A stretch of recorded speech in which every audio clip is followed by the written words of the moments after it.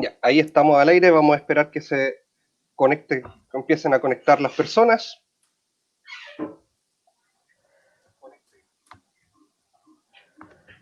Hoy con una imagen especial para conmemorar este 27 de agosto. Una suerte de gustito, como le había dicho anteriormente.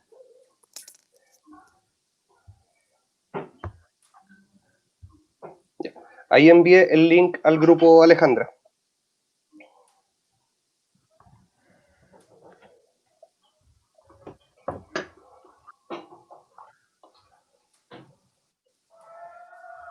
Súper.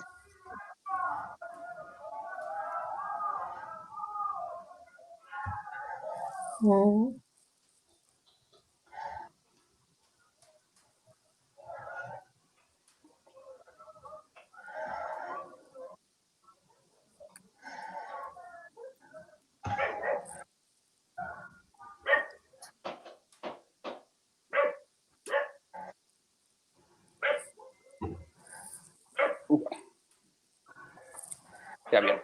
Bien, ya se está empezando a conectar la gente, ya tenemos a 15 personas conectadas y subiendo. Bueno. Así que. Bien, bien.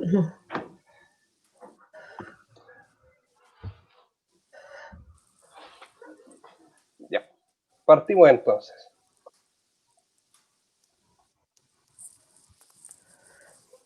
Mira, justo ahora también se está uniendo Max, que estaba con algunos problemitas de conexión. Bueno, muy buenas noches, bienvenidos a un nuevo Cabildo Tuitero, programa desde el cual podemos salir gracias a la plataforma de Estallido TW.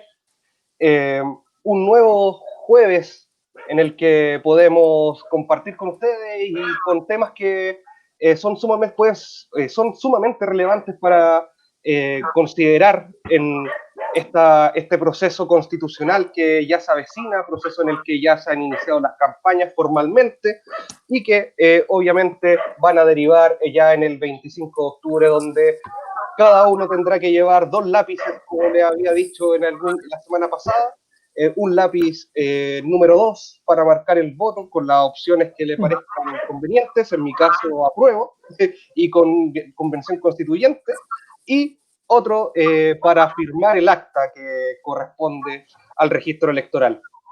Hoy nos acompañan 3 invitados que van a hablar con los que vamos a tratar 2 temas en particular y que son súper relevantes a razón de una nueva constitución. Son temas que vienen dando vuelta desde ya hace mucho tiempo en la sociedad chilena, más allá de las movilizaciones que se iniciaron en octubre del año 2019. El día de hoy estamos con Alejandra, integrante del equipo de Estallido TW, de Estallido Tuitero. ¿Cómo está, Alejandra? Hola, bien, gracias. Hola, Ítalo. Hola. Sí. También nos acompaña Max Quitral, historiador y politólogo. ¿Cómo estás, Max? Hola Ítalo, Alejandra, María Isabel, un gusto, buenas noches. Y también nos acompaña María Isabel Martínez, profesora de historia, si no me equivoco, que también nos acompaña el día de hoy y como buena profesora nos va a ayudar bastante en este tema de la educación en una nueva constitución. ¿Cómo estás, María Isabel? Sí, hola a todos. Bueno, vamos al grano. Voy a partir con, bueno, una pregunta que quizás puede ser clásica a razón de este proceso y que también es lo que mueve un poco a este programa. Hola a todos, mucho gusto de poder estar acá compartiendo con ustedes estas experiencias, estos debates. Sí, María Isabel, voy a partir contigo haciéndote una pregunta. ¿Por qué quieres que exista una nueva constitución en Chile?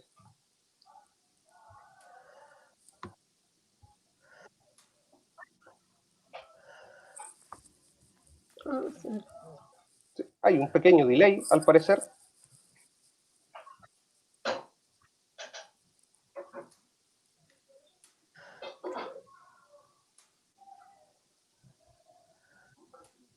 Sí, parece que tiene un pequeño retraso María Isabel, así que Alejandra, respóndenos tú mientras tanto.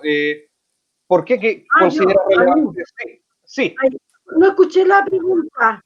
¿Por qué te gustaría cambiar la Constitución? No escuché la pregunta. Ahora te escucho. Sí. ¿Por qué te gustaría cambiar la Constitución, ¿Por qué María me Isabel? gustaría cambiar la Constitución? O sea, en el ámbito de educación o en general. En general. Vamos a entrar más en detalle en la educación. Bueno, claro, bueno, por lo mismo que quisiéramos, todos los que hemos estado en este estallido social y desde antes, porque estamos en una sociedad tremendamente injusta y por sobre todo por terminar no solamente con el neoliberalismo, por terminar con el capitalismo, porque ahí está la base, la lógica de mercado, ahí está la raíz de todos los problemas. Por terminar, para poder crear una sociedad más justa necesitamos crear otras instituciones, no las instituciones que están en la Constitución de 1980, que son la herencia de la dictadura de Pinochet. Entonces, si queremos realmente una sociedad más igualitaria, más justa, una sociedad en donde la clase trabajadora, que es la que produce la riqueza, pueda vivir bien, porque no es como esa caricaturización que dicen que los pobres le quieren quitar todo a los ricos. No, queremos una sociedad justa en donde la clase trabajadora pueda vivir bien. Y para eso tenemos que crear nuevas instituciones. Y eso pasa por hacer una constitución hecha por las mayorías y al servicio de las mayorías, que somos la clase trabajadora.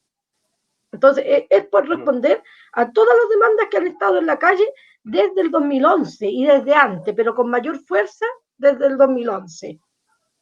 Para terminar con esa herencia, con todos los pilares de la herencia pinochetista, fundamentalmente, como en síntesis.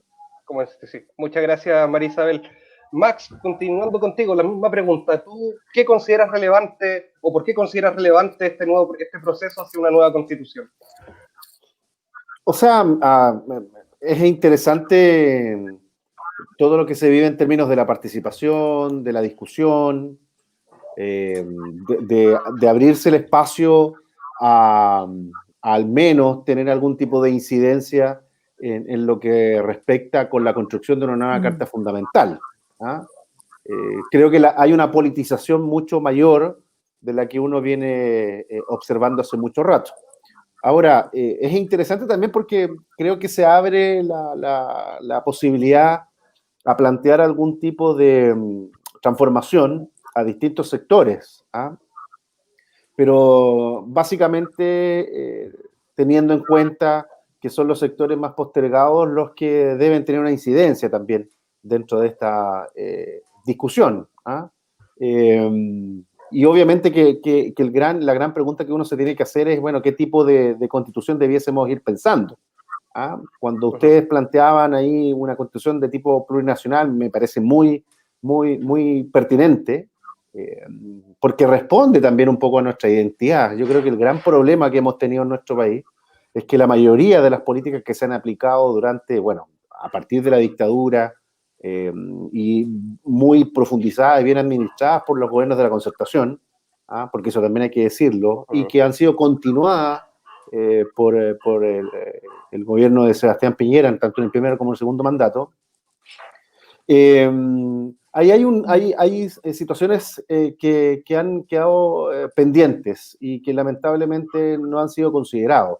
Creo que lo que decía María Isabel con respecto al 2011, sí, es muy interesante lo del 2011, pero también hay que recordar que esto viene sucediendo hace mucho rato.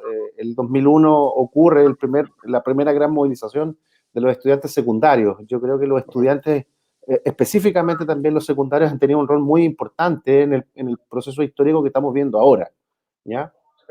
Sin embargo, también están quedando excluidos los pueblos originarios, y eso a mí la verdad que me preocupa de cierta forma, porque claro, la plurinacionalidad es un buen tema, pero aparentemente todavía lo que uno observa es que los partidos políticos todavía no están del todo convencidos de que hay que abrir espacios a las comunidades indígenas, y eso la verdad que es un elemento que uno tiene que ir observando con cierta con cierta suspicacia.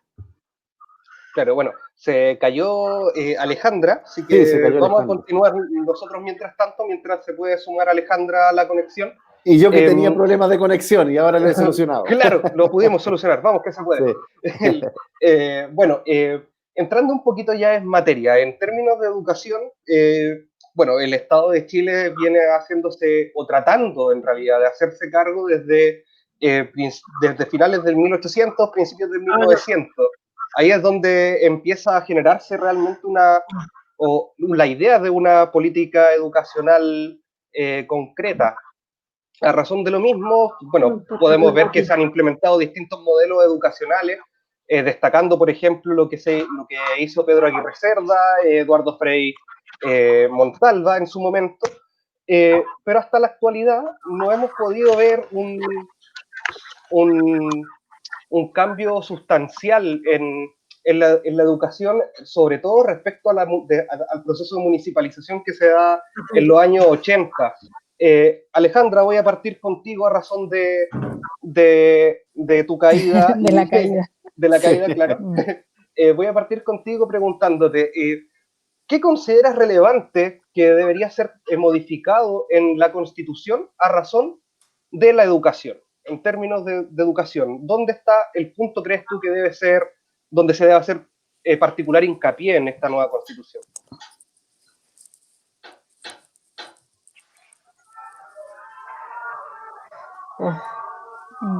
Sí, yo creo que se repite para todo, ¿eh? El tema desde dónde está pensada la Constitución en términos como generales y que se replica un poco en el resto como de las temáticas ya más particulares. ¿De qué preocupaciones se ha hecho cargo la Constitución hasta ahora en términos de la educación?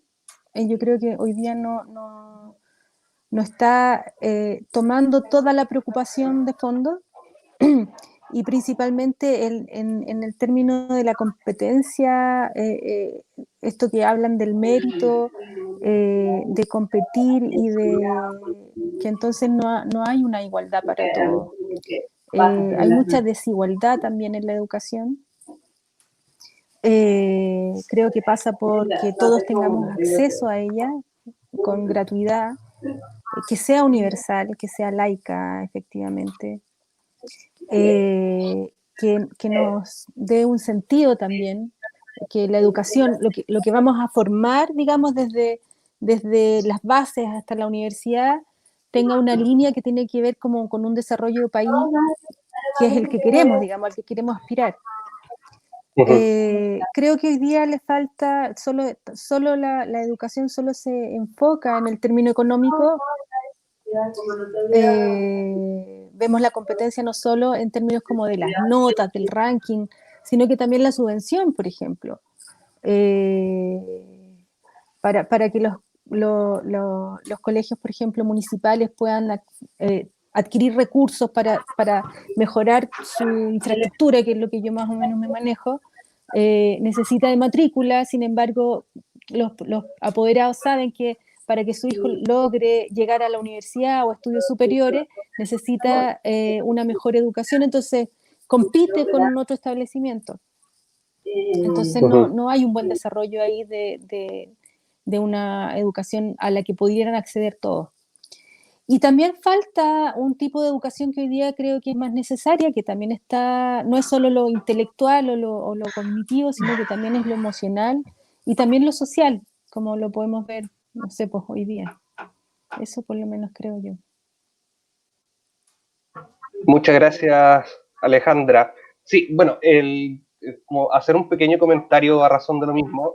Algo que pasó en la educación en Chile fue que de alguna forma y por algún motivo que, bueno, obviamente quienes lo hicieron lo conocían, generaron como un cambio de paradigma total en lo que se manejaba en la educación antes de la dictadura, o sea, de subvencionar en ese sentido al demandante de la educación, es decir, a las personas que acceden a ella, pasaron a subvencionar a la oferta, a quien ofrece educación. Y eso como que se ve un poquito reflejado también en la Constitución cuando se habla en la actualidad sobre libertad de educación, la libertad de enseñanza, que básicamente a lo que apunta es un poco ¿cómo se llama? A que cualquier persona que tenga los medios pueda generar alguna instancia educacional. María Isabel, en ese sentido, en tu experiencia como docente, ¿cómo ves en la situación de la educación en la actualidad y sobre todo a razón de estas nuevas modificaciones que se hicieron durante el primer gobierno de Michelle Bachelet y el primer gobierno de Sebastián Piñera particularmente?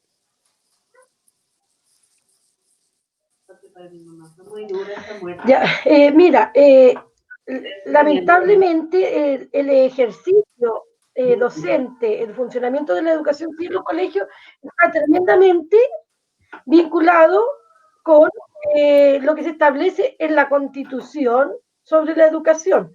Históricamente Chile había venido desarrollando un Estado docente, así se le llamaba en el ámbito de educación, Estado docente, un Estado que se hacía cargo de proporcionar una educación gratuita y en el ámbito público se hacía responsable de todo lo que es el financiamiento de la educación.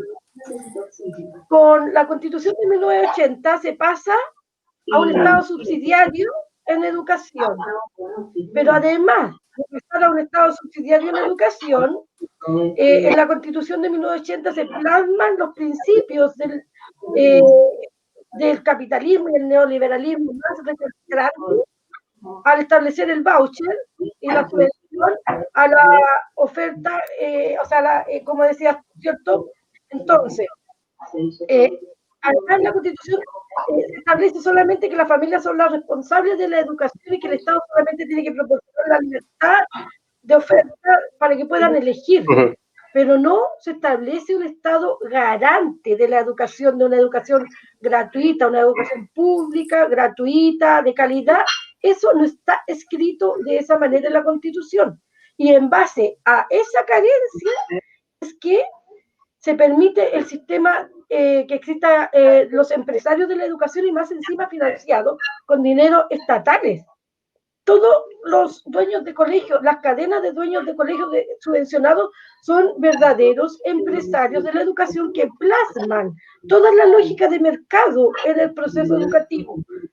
Y esto es porque está escrito en la Constitución que el Estado solamente brinda la libertad de elegir, que las familias son las responsables, que no es el Estado el responsable. Entonces, con esto se perdió la idea de educación gratuita de verdad. Porque en el fondo, ¿quién puede tener una educación de calidad? Solamente el que la pueda pagar en condiciones de tener, por ejemplo, hay colegios que tienen 15 alumnos por clase, con más de un tutor, y otros que están asignados con 45 por financiamiento por voucher. Entonces, por el máximo provecho que quieren sacar los empresarios de la educación de los colegios subvencionados, especialmente. Y en los colegios municipales también se obliga a la maximización del recurso económico, asignando 45 estudiantes en una sala, lo que es una aberración en estos tiempos. Ellos creen que viven en el momento en que podrían tener a los estudiantes como autómatas. Hoy, 15 alumnos, con esto de la pandemia, va a ser quizá una oportunidad para exigir que tengamos máximo 15 alumnos por sala, para que los estudiantes puedan ser atendidos de forma personalizada y de esa forma poder contribuir a desarrollar todo el potencial de habilidades que tienen todos. Yo he trabajado con distintos estratos sociales, de hecho, clases particulares a sectores muy adecuados y a sectores muy también trabajados en los colegios subvencionados en forma más personalizada, sectores muy precarizados, y todos los estudiantes tienen fortaleza y también todos tienen grandes debilidades. La diferencia está en la atención personalizada y con los recursos necesarios. Esta Constitución es la que facilita que existan estas diferencias, que exista una lógica de mercado de educación. El Estado no debiera darle ningún peso a los colegios subvencionados. Están funcionando, que funcionen, pero sin un peso del Estado. Una aberración que incluso hasta el colegio de profesores se ha aceptado que ellos funcionen que el Estado le entregue dinero. Esto lo implantó la Constitución de Pinochet.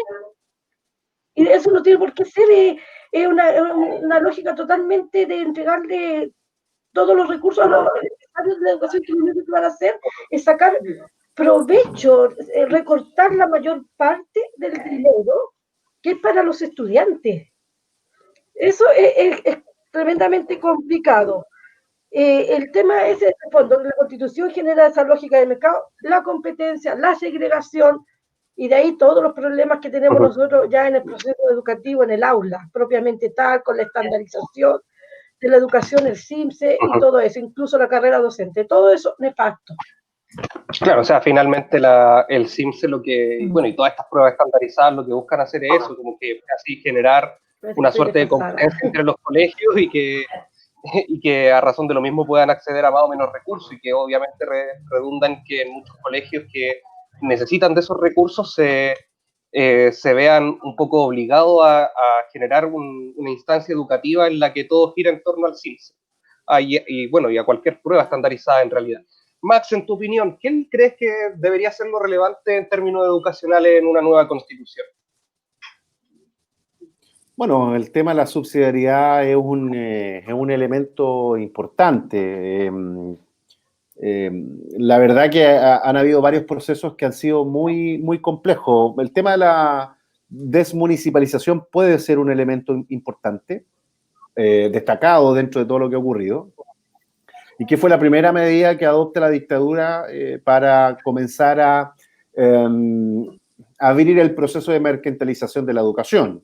Partió con los colegios, continuó con las universidades, el proceso de fragmentación universitaria, posteriormente aparece la aplicación de la LOCE, y yo creo que el gran problema además, para que miremos cómo se fue mercantilizando la educación, es con el financiamiento compartido, que comienza a operar durante los gobiernos de la concertación, que finalmente lo que hace es profundizar aún más la brecha social entre los colegios privados, particular subvencionados y, por cierto, públicos.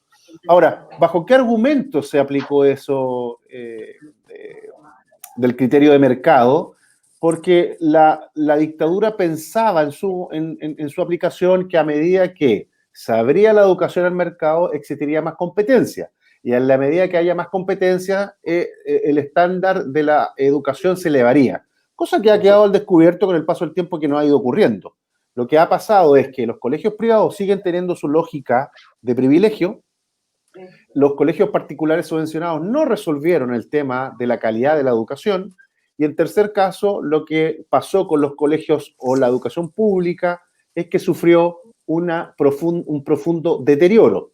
Eso significa que la educación se transforma en un elemento impulsor de movilizaciones en el 2001, el 2006 y el 2011.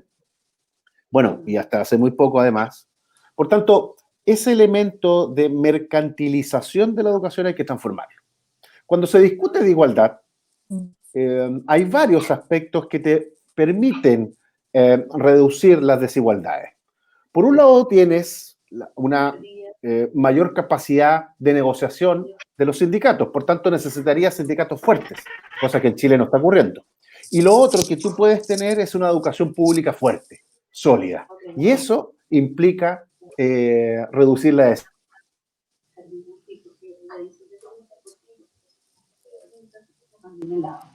Oh, se nos congeló Max.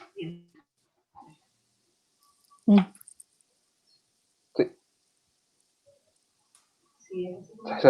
Se congeló Max. A ver si logra volver. Mira, avancemos mientras tanto un poquito con el tema. Alejandra, ¿tú cómo consideras que un nuevo modelo educacional podría afectar en una nueva constitución?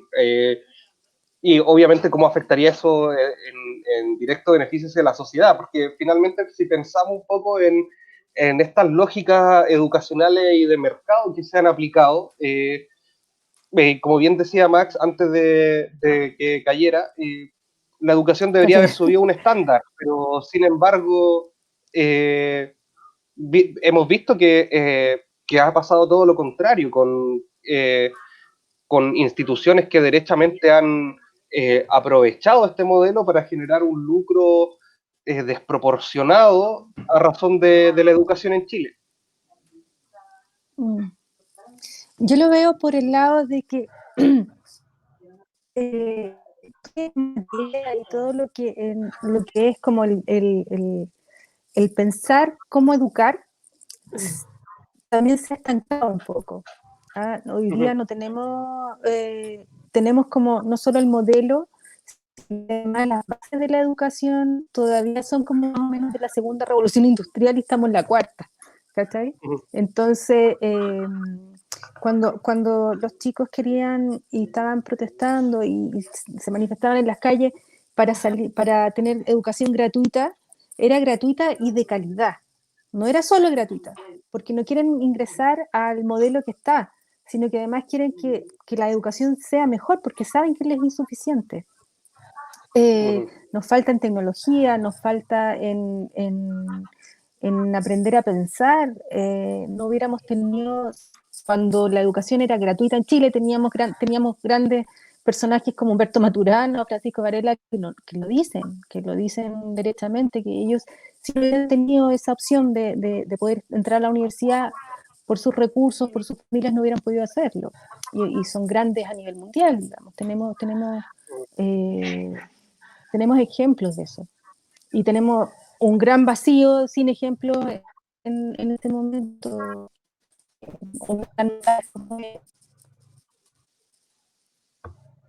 Entonces, ¿en qué puede cambiar? En tener, también disponernos para tener como una sociedad que piense mejor, por ejemplo, en los recursos, en cómo se desarrolla a futuro. Por ejemplo, por el ámbito tecnológico. Por ejemplo.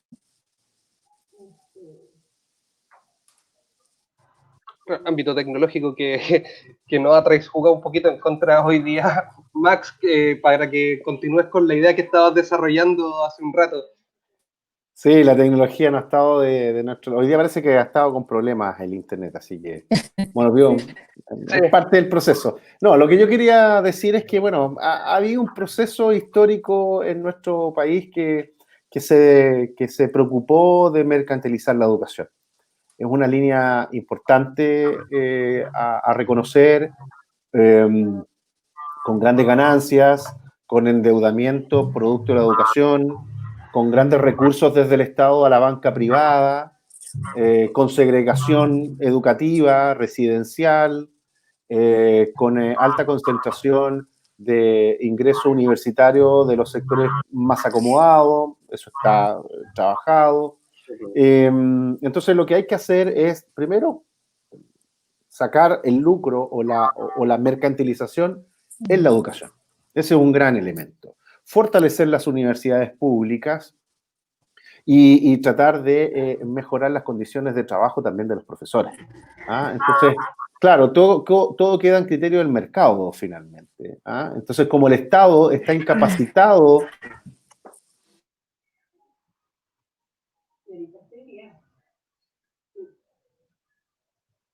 Rayos, hoy la tecnología como que parece no nos quiere mucho, pero vamos que se puede, vamos a seguir adelante a pesar de que la tecnología parece que hoy no está muy de nuestro lado, pero no importa.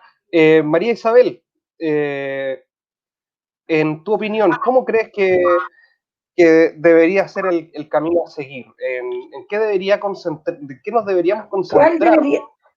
¿En qué nos deberíamos concentrar para que la educación a futuro muestre frutos que hoy en día no se están dando?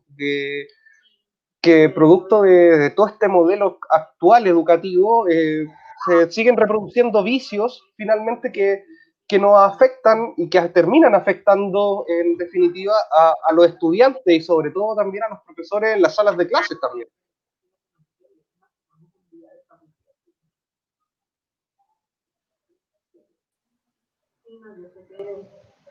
Lo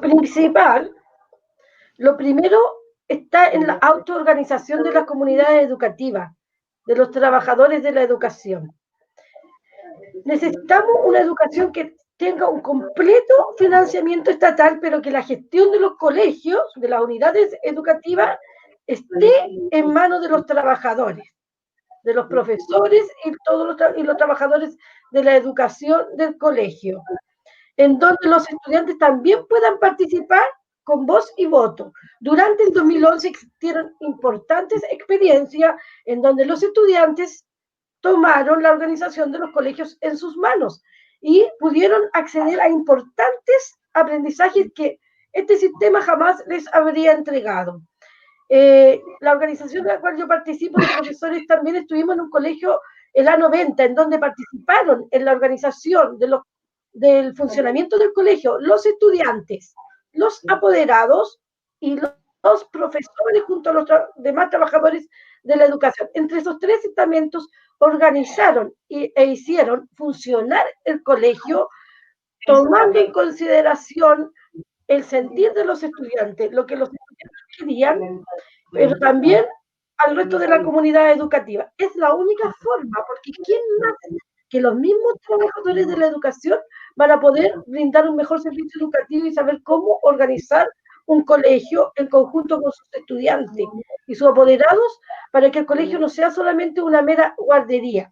Ahora, para poder llegar a esto, necesitamos de las fuerzas organizadas en las comunidades educativas, los trabajadores junto a los estudiantes, profesores junto a todos los estudiantes y los trabajadores.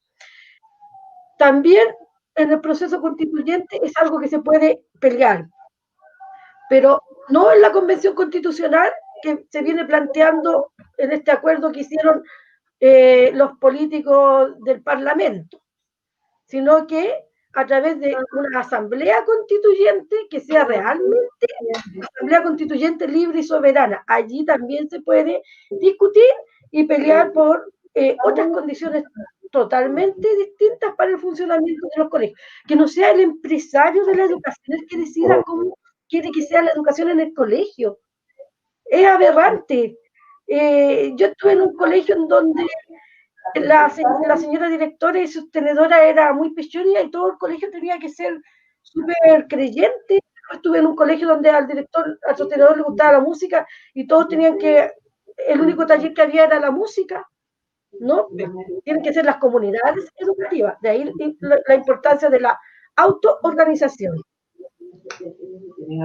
Perfecto. Bueno, como para ir cerrando un poquito ya el tema de la educación, algo que a mí me gustaría, sé que no es como un tema que podría estar dentro de, planteado directamente dentro de la Constitución, pero sí es algo que el Estado se tiene que hacer cargo y es saldar de una vez por todas también la deuda histórica que se tiene con los profesores en Chile a razón de todo del paso de la educación pública hacia las municipalidades, hacia que las municipalidades se hicieran responsables de la educación. Ahí se generó en definitiva una suerte de desvinculación de los trabajadores de la educación que pasaron a seguir siendo empleados públicos, pero ahora rigiéndose por un código totalmente distinto y que en definitiva es lo que generó esta deuda histórica que hasta el día de hoy ahí está el Estado haciéndose el loco como pretenden que no hagamos los que nos involucramos y nos vimos obligados también a hacernos cargo de nuestra educación por medio de un crédito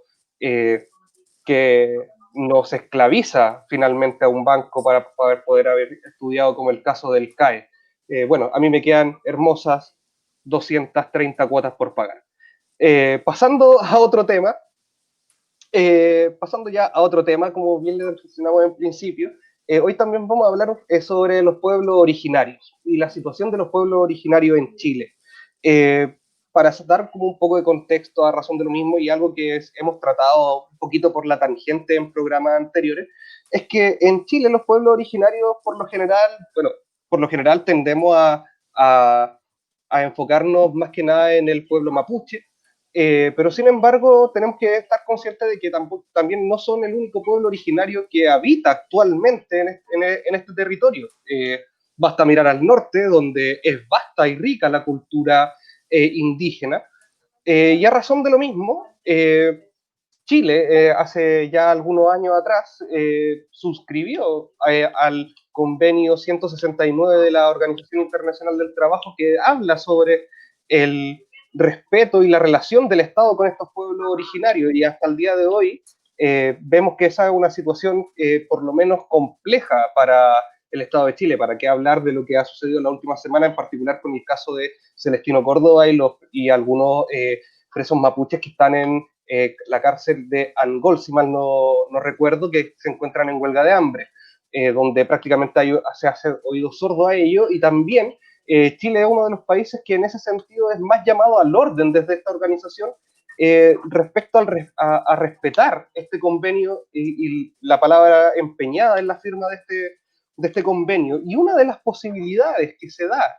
y que podría ser sumamente viable para en esta nueva constitución es lo que se ha hablado respecto a los estados plurinacionales, más allá, que va más allá de darle un reconocimiento constitucional a los pueblos originarios, sino que ya es derechamente respetarlos y asumirlos también como naciones que están dentro de un mismo estado.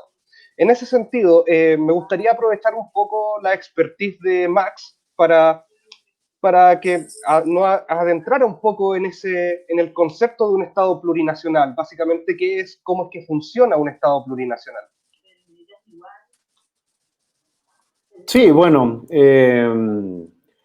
pensar en un Estado plurinacional es como asumir finalmente que el territorio, el Estado, está compuesto por numerosos pueblos y por ende debe cambiar la estructura del Estado en razón de la incorporación de todos los pueblos originarios, ¿ya?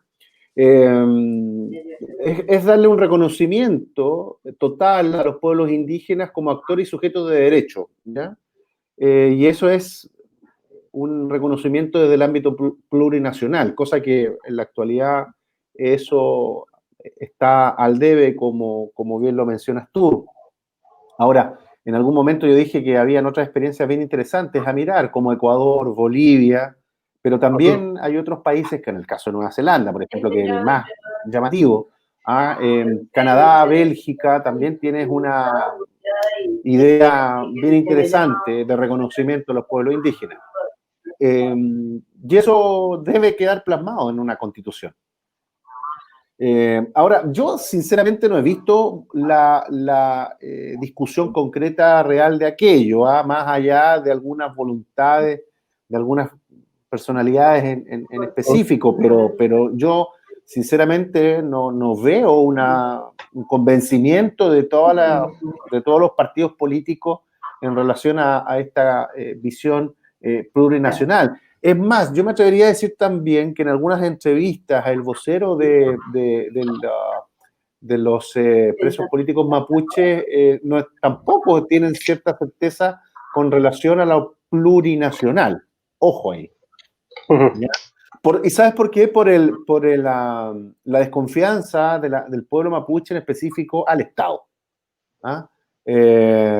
Por la vulneración de los derechos, en fin, porque bueno, aquí se ha enfatizado en el tema económico y eso choca con la cosmovisión mapuche, ¿ya? ¿Por qué choca con la cosmovisión mapuche? Porque el Estado que tenemos actualmente ve la tierra, ¿cierto? El Gualmapu con una mirada comercial. Y las comunidades indígenas, específicamente las mapuches, no la ven con esa lógica y por algo, con esta subsidiariedad, los empresarios han hecho de la tierra mapuche un buen mecanismo de transacción económica.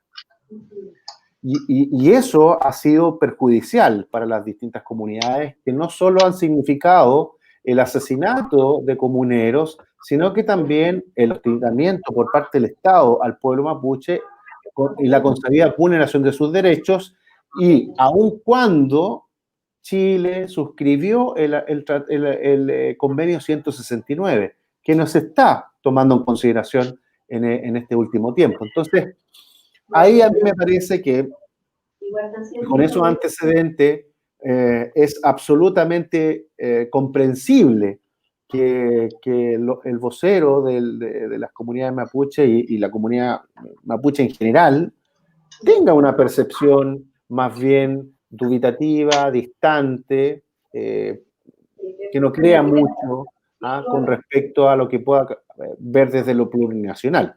Ahora bien, creo que es sumamente importante también comenzar a dar ese debate, ¿ya? En los distintos espacios que eso lo permita, pero también sin imponer la visión que se tiene de lo plurinacional en las comunidades mapuche. Muy por el contrario, incorporar esa mirada y desde ahí comenzar a trabajarla. ¿Ah? No es una mirada vertical. Las comunidades mapuche y los mapuches nos pensamos en una cuestión vertical, pensamos en lo horizontal. Y eso creo que ha sido una deuda permanente. Sí. María Isabel, tú desde el punto de vista de como profesora de historia, ¿cómo ves esta situación? ¿Cómo ves la situación de los pueblos originarios en Chile, básicamente, y cómo crees que esto debería cambiar en una nueva constitución?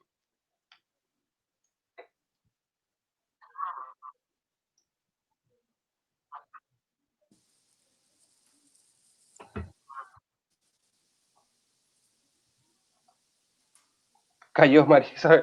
Rayos, Alejandra, a ti quería que se nos... Todos hemos sido boicoteados. No están boicoteando la conspiración castista, piñerista, no está trumpista, no está acosando las redes, estamos derribando poderosos. Por eso es que pasa esta situación. Alejandra, en tu caso, ¿cómo ves esta situación de los pueblos originarios en vista a una nueva constitución? Sí.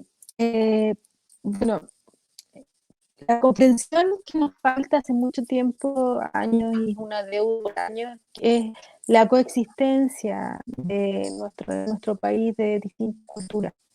Entonces, incorporar la cultura, la tradición, el territorio, todo lo que son los tesoros como de cada pueblo, incluso los que desaparecieron. Son como distintas. Cuando hablamos de un Estado laico, no quiere decir que no reconozcamos que hay como visiones que son comprensiones del mundo, comprensiones del país, comprensiones del territorio, comprensiones culturales que también nos pueden hacer sentido. Son parte de nosotros, son parte de la sociedad y hay que incorporarlas. Así es, mira, ahí se está conectando, parece nuevamente María Isabel. Ahí viene. Ahí viene. Mire, mientras tanto que se restablece la conexión de María Isabel, sí, ahí está. Acá les voy a mostrar un pequeño mensaje que le dejaron a tanto a María Isabel como a Max. Acá perfecto. Mayo del Canto acá. Dale las gracias, Ítalo, dale las gracias a Max y a Mara por ser parte de la lucha de nuestro liceo A90. De San Miguel es el liceo, ¿cierto? Con corazoncito incluido, Sí. así que ahí nos recuerdan Sí, con cariño. Bueno, María Isabel, volviendo contigo, ya que esta conspiración nos quiere bajar, pero seguimos acá firme derribando poderosos. ¿Cómo ves tú la situación de los pueblos originarios respecto a una nueva constitución?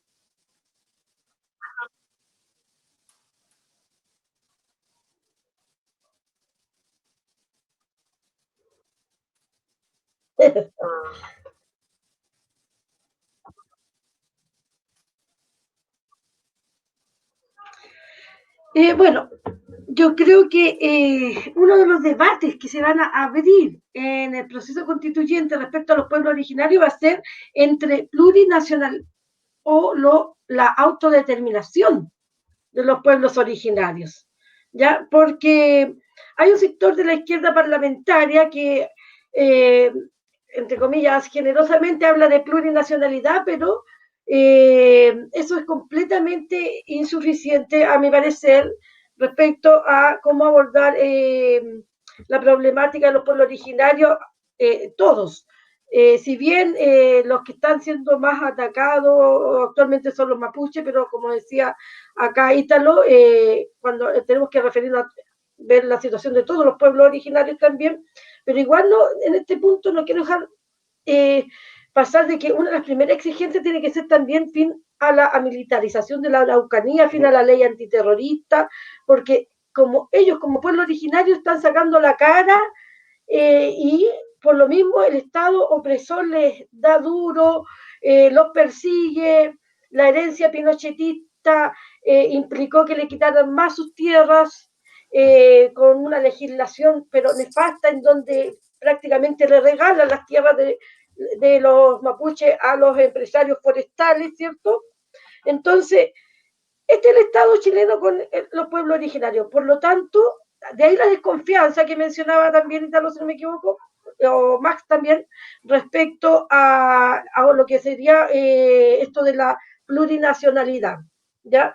Por otra parte, porque yo, en mi posición, nuestra posición es que debiéramos hablar más bien de una autodeterminación para los pueblos originarios, porque ellos, como pueblos oprimidos, el Estado chileno está pero en una tremenda deuda, porque los ha oprimido por 400 años, ha reprimido, les ha saqueado, les ha asesinado, les ha torturado. Entonces, ¿quién es este Estado y quiénes somos nosotros también? ¿Cómo le vamos a imponer una plurinacionalidad en base a nuestras ideas, en base a nuestra comisión de visión, como visión de mundo, a un pueblo que a lo mejor no quiere guiarse por los parámetros de un Estado plurinacional chileno? Entonces nosotros tendríamos que estar pensando, a mi parecer, en una autodeterminación, especialmente de la nación mapuche, del pueblo mapuche. Especialmente ellos tienen un derecho. Ahora, si hay otros pueblos originarios que se organizan y piden la autodeterminación, también es algo que debemos considerar, y ojalá que sea considerado, y va a ser un debate abierto, yo creo, en el proceso constituyente, plurinacionalidad o autodeterminación de los pueblos originarios. Porque no basta solamente con reconocerles sus derechos, siendo que ha sido un Estado que ya le ha fallado, ¿cierto? Por lo tanto, yo creo que ahí está el foco de la atención a los pueblos originarios, atender a lo que es la autodeterminación de los pueblos para que ellos decidan si quieren hacerse parte o no de este Estado chileno, pero que sean ellos, no un Estado opresor. Bien, sí, acá yo quiero agregar algo. ¿Sí? Sí, Alejandra, sí, y continúa nuevo, Max con lo que va a apuntar. De nuevo vemos que en el fondo, en la base de todo lo que estamos pensando, lo que se ha pensado en los últimos 30 y 40 y tantos años, es que hay una especie como de sometimiento, de arrogarse saber y pensar y creer que es lo mejor para otros, cuando no se les pregunta ni se dialoga con los otros.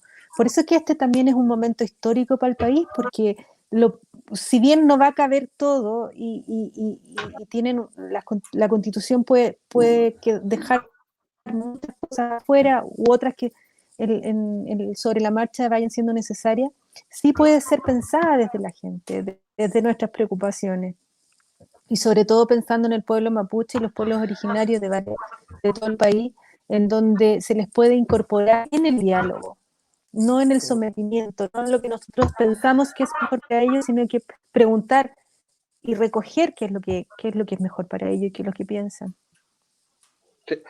Acá me están comentando Guille Jedrés que dentro de esta discusión, antes de darle la palabra a Max, estamos generando como bastantes errores en esta discusión.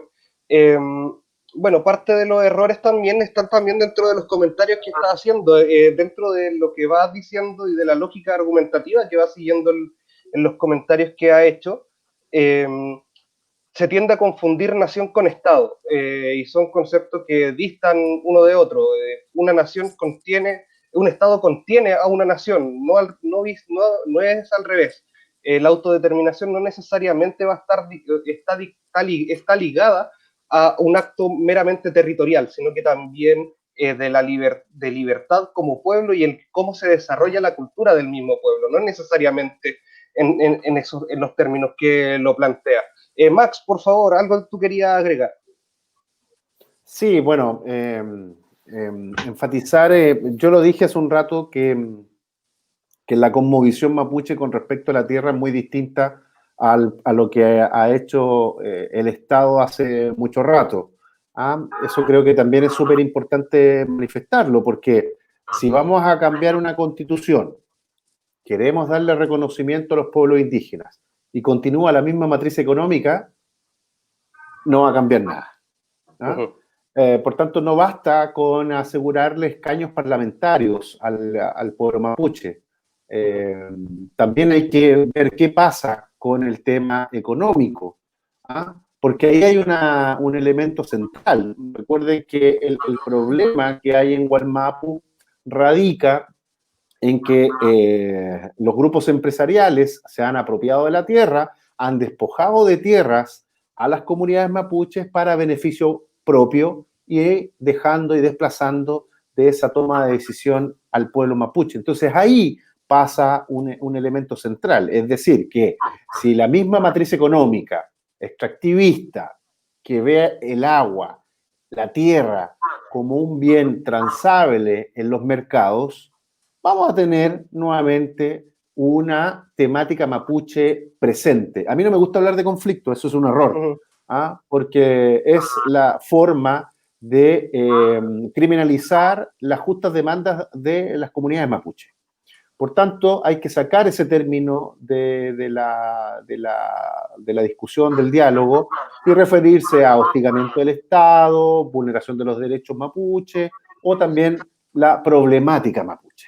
¿Por qué? Porque si lo situamos en el contexto del conflicto, se justifica la militarización. Y por tanto, el diálogo queda a un tercer o cuarto plano, y lo que prevalece es el uso de la fuerza por parte del Estado. Entonces, si aquí no hay una discusión de la transformación de la matriz productiva en nuestro país, difícilmente vamos a tener resuelto el tema mapuche. Y aquí se dijo al comienzo, y creo que ahí es clave el tipo de Estado que uno quiera pensar. La autodeterminación es otra discusión que se ha dado dentro de las comunidades mapuche, tampoco está del todo resuelta, porque cuando pensamos en las comunidades mapuche no nos olvidemos que también hay mapuches en la ciudad. ¿Ya? Y ahí también internamente en las comunidades se han provocado ciertas tensiones explicativas de la situación mapuche. Pero creo que ahí está el punto central. Es muy difícil que el Estado resuelva el tema mapuche porque hay una cosmovisión que choca actualmente en nuestro territorio. Y esa cosmovisión no es resuelta solo con incorporación parlamentaria de las comunidades indígenas. Es tener convencimiento real de que sí, nuestros pueblos originarios forman parte de nuestra identidad. Así es. No sé, ¿alguien más quiere agregar algún punto? María Isabel. Yo insistiría un poquito, teniendo acuerdo en que los chilenos tenemos una cosmovisión radicalmente diferente a los mapuches. ¿Por qué nosotros desde nuestra cosmovisión vamos a decidir qué va a pasar con ellos? ¿Por qué desde nuestra cosmovisión vamos a decidir darle X cantidad de derechos? Y por eso digo que es un debate que se va a abrir en el proceso constituyente, porque son ellos los que tienen que decidir si quieren seguir. La nación mapuche tiene que decidir si quiere seguir siendo parte o no del Estado chileno. Es verdad, como dice Max, que hay mapuches también en la ciudad, pero bueno, si a ellos se les da una autodeterminación con su territorio, ya para que ellos decidan si se forman otra entidad aparte o son parte del Estado chileno, los mapuches que viven en las ciudades también tendrán la opción de elegir de seguir viviendo en las ciudades o irse a un territorio de una nación mapuche con autodeterminación total, porque nosotros desde nuestra cosmovisión occidental, judeo-cristiana, no podemos estar decidiendo sobre los mapuches y lo mismo sobre otro grupo de pueblos originarios. Así es. Bueno, ya como para ir cerrando, Alejandra, ¿algún mensaje que quisiera entregar? Unas palabras al cierre, como se diría comúnmente.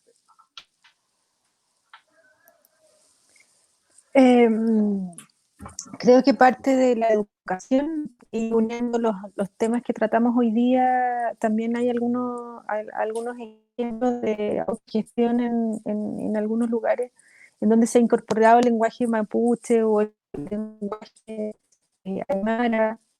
Hay algo consultorios, por ejemplo, en donde se ha incorporado las formas y la cultura del parto, ponte tú, o de la medicina como o de la medicina tradicional. Creo que pensar en institución también nos podría hablar de cómo esa sabiduría de los pueblos puede incorporarse también en nuestro desarrollo más eso, como la infraestructura, como pensar en la educación, en como nuestros parques, nuestra sociedad en general, en diversos ámbitos, en cómo hacer la parte, para que sea parte de nosotros también la convivencia. Nada, pues apruebo ir a votar y ser parte de este proceso histórico. Muchas gracias, Alejandra, muchas gracias por habernos acompañado esta noche. Max, ¿algo que agregar en modo de palabra al cierre? Bueno, siguiendo con mi lógica, la subsidiariedad ha sido negativa para nuestro país. No hay libre mercado en Chile, no hay libertad para, aunque la Constitución lo diga, no hay libre mercado, estamos en una sociedad tremendamente desigual y hay que revisar la subsidiariedad que le da las herramientas el sistema económico a instalarse en áreas relevantes para nuestra sociedad. La educación es un caso, la salud es otro, para qué hablar de la vivienda, y esos son elementos que deben estar a lo menos puestos en tensión en estos tiempos. Aprovechar este espacio de politización, no me refiero solo a esta reunión virtual que hemos tenido, sino que politizar distintos espacios para al menos ir pensando en un Chile distinto, porque la Constitución es básicamente eso, que también está vinculado con la educación, porque la educación es un proyecto de sociedad. Es la sociedad que tú quieres construir. Si tú en la educación insistes en lo económico, no te sorprenda que la gente, una vez que abren las comunas producto del confinamiento, se vayan a meter a los malls. Es por el tipo de sociedad que has construido. Diciéndole que, mira, en la medida que tú ganas más, te va mucho mejor, aquí hay libertad de emprendimiento, que el emprendimiento finalmente es una forma de ocultar la pobreza. Y todos en algún momento pensaron en ser emprendedores, pero finalmente es ocultar la pobreza. Entonces ahí hay que repensar también el tipo de modelo económico. No basta con el crecimiento. Yo creo que nuestro país no va a estar en condiciones de crecer 3-4% como antaño. Aquí lo que hay que discutir también es distribución de la riqueza. Eso es fundamental. Y si queremos superar las desigualdades, la educación juega un rol clave. Pero en la medida que siga mercantilizada, como lo que hemos visto por mucho rato, producto de la dictadura y administrado magistralmente por la Concertación, difícilmente vamos a encontrarnos con una sociedad diferente. Yo creo que ese debate está ausente en estos tiempos y debería ser muy, muy importante. Bueno, y con esto cierro, recordar que todavía tenemos presos políticos mapuches y hay jóvenes detenidos presos en estos momentos por la revuelta popular del 18 de octubre del 2019. Así es, muchas gracias, Max, un gusto haber compartido contigo esta noche. María Isabel, para cerrar, tus palabras como a modo de conclusión de esto. Bueno, yo acuerdo con Alejandra cuando plantea que estamos viviendo un momento histórico de gran trascendencia, con lo que dice Max, que la politización está por todas partes en este momento, ¿cierto? Hacia lo que es luego del estallido social y hacia el proceso constituyente y en medio de una crisis económica y sanitaria en donde se anuncia una crisis económica que todavía puede seguir profundizándose mucho más, la mayor crisis económica de la historia de Chile, y estamos viviendo el proceso histórico también más importante de la historia de Chile luego de la, entre comillas, independencia de Chile. Al parecer, o sea, se avecina eso.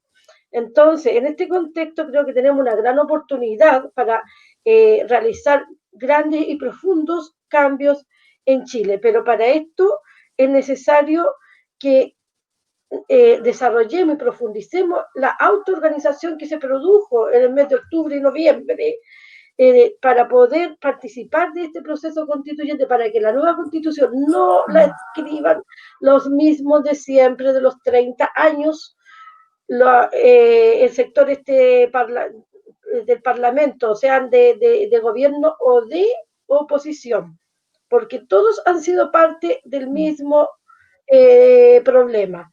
Por lo tanto, para que eso no ocurra, necesitamos buscar la forma en que podamos participar todos, los estudiantes, el movimiento de mujeres, los trabajadores. Y esto va a ser con movilización. O sea, viene un plebiscito, sabemos ya que va a ganar el apruebo, pero luego de eso viene una gran batalla porque se realice una verdadera asamblea constituyente libre y soberana, ¿ya? En este espacio hay muchas organizaciones nuevas que están apostando a legalizarse para poder participar también, llevar voces distintas a los de siempre. Hay muchos obstáculos en el contexto de pandemia porque no quieren los mismos políticos, los del acuerdo de aquel día 16, si no me equivoco, noviembre, no quieren que participemos nosotros, no quieren que participemos los del estallido social, ni el movimiento de mujeres, ni el movimiento estudiantil. Entonces, un gran llamado a la autoorganización, a preparar las fuerzas para luego de que gane el apruebo. Ahí es cuando viene la verdadera gran lucha que tenemos que dar para aprovechar este momento histórico que nos ha tocado vivir. Eso. María Isabel, muchas gracias por tus palabras. Bueno, muchas gracias a todos quienes se han conectado esta noche, que a pesar de los problemitas de conexión que hemos ido teniendo durante la transmisión, pudimos sacar esto adelante, pudimos llevar un poquito de este mensaje en el que básicamente a modo de conclusión y resumen de lo que hemos visto, es sumamente necesario dar un real sentido a la educación pública en Chile. Es muy necesario tratar el tema de los pueblos originarios en este país, que son un porcentaje importante en esta población. Es muy necesario darle cabida, como decía por ahí algún comentario que alcancé a leer, implementar incluso quizás como materias electivas, el aprender algún idioma de algún pueblo originario en Chile, que no vendría nada mal. Y obviamente, como les decía, como ya decía muy bien Max y María Isabel, no tenerle miedo a la politización. No hay que tenerle miedo a politizar los espacios. Finalmente, la política es un elemento súper importante en la construcción de sociedades, en la construcción de relaciones sociales e incluso en la construcción de relaciones personales. Así que básicamente eso. Agradecerle nuevamente a Alejandra, Max, María Isabel por habernos acompañado esta noche y a ustedes que nos estuvieron viendo y contando durante este programa. Nos vemos la próxima semana. Recuerden seguir a la cuenta de Estallido TW y estar atentos ahí también a las encuestas que realicen para definir ya el tema de la próxima semana. Así que muchas gracias, que tengan una muy buena noche. Chao, chao. Gracias, chao.